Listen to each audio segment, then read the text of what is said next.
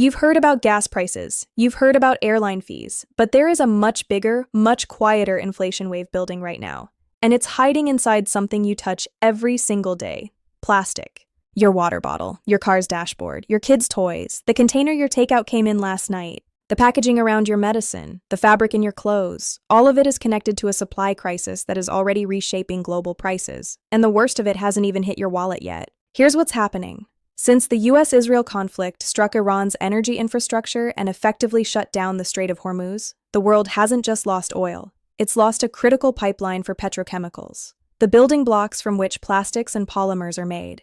There are 193 active petrochemical complexes in the Middle East, handling 22% of the world's supply, and virtually all of them depend on the Strait of Hormuz to ship their product. Between $20 and $25 billion worth of petrochemicals pass through that narrow waterway every single year. With it now choked off, global plastic prices have already surged to their highest levels in 4 years, and it's accelerating. Dow Chemical has doubled its April price increase on polyethylene, the most widely used plastic on Earth, to 30 cents per pound, effective April 1st.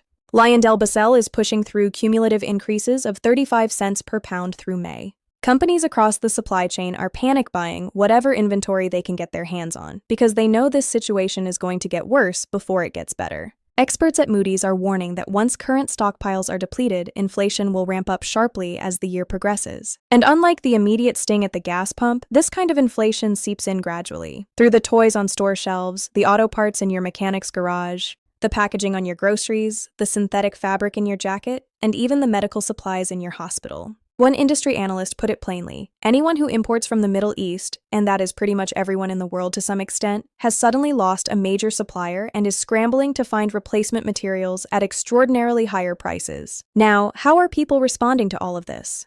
With a mix of exhaustion, anger, and dark humor. And honestly, who can blame them? One person commented simply, "More inflation," capturing what millions of Americans are feeling right now, which is that no matter which direction they turn, prices keep climbing.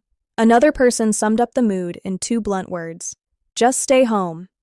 And while that's said with some sarcasm, it reflects a genuine frustration. People feel powerless against forces they didn't create and can't control. A more detailed commenter pointed out something analysts are only beginning to flag publicly: that plastic prices are already at 4-year highs. And LyondellBasell's 35-cent per pound increases aren't a future threat. They are happening right now. The $20 billion in petrochemical flow through the strait isn't just oil. It's the feedstock for every container, every auto part, every toy sitting in a warehouse waiting to be shipped, and Asia is scrambling. Meanwhile, another person raised a much bigger philosophical question, one that cuts to the heart of American energy policy. They asked, imagine if America's vast oil wealth actually helped lower the cost of living for its own citizens. Instead, they said, Americans are being asked to absorb higher prices while troops are deployed to protect Gulf states and their wealth. It's a pointed comment, and it reflects a frustration that goes well beyond this single news story, a sense that ordinary Americans bear the costs of geopolitical decisions made far above their heads. So what all of this actually mean for the average American family? In the short term, you may not see plastics inflation listed on your grocery receipt, but you will feel it. The packaging costs more, so the product costs more. The auto parts cost more, so car repairs cost more. The synthetic fabrics cost more, so your next clothing purchase will cost more. Medical packaging and supplies could see price pressure, potentially affecting healthcare costs. Fertilizer, roughly a third of global fertilizer trade also moves through the strait, has already surged from $475 to $680 per metric ton, which means food prices may climb further as we enter the spring planting season for corn and soy.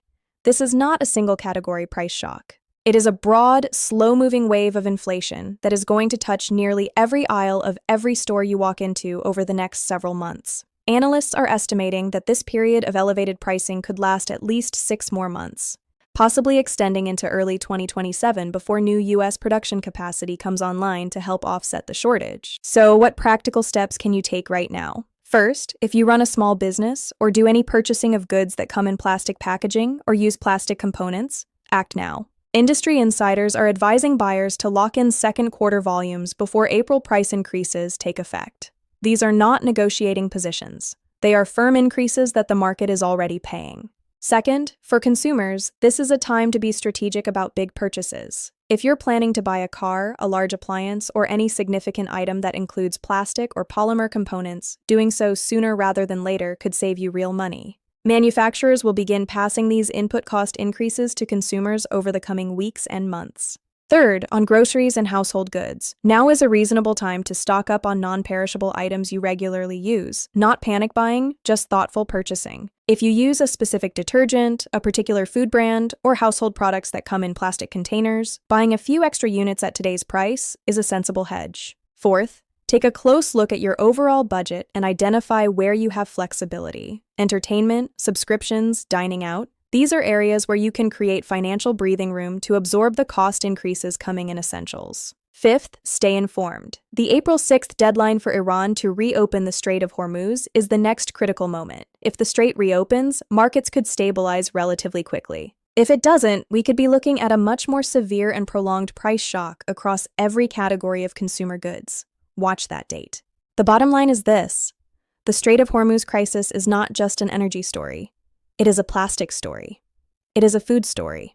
It is a manufacturing story. And it is, quietly, gradually, but unmistakably, going to become your household budget story. The best thing you can do right now is understand what's coming, plan ahead, and protect your wallet before the full wave arrives.